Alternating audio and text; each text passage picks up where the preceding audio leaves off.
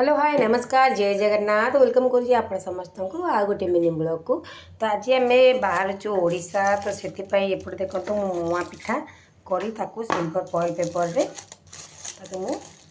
Packing करदे train में जाऊँ जेहेतु छुआ अच्छी तो निहत भाव में खाଇବା तो टी नहीं जावाक पड़ो। तापर अटा मु चकटी देती रुटी आउ परोठा बनैबी तो सहित एमती छोट छोट कड़े पिठा बनई पुओ को भल लगे बनई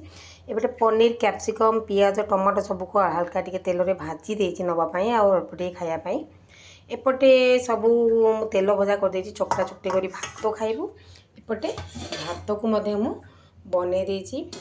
तो ये टाइम आपको देखा तो देखिपे एपटे टाइम हो गला 12:30 बाजिज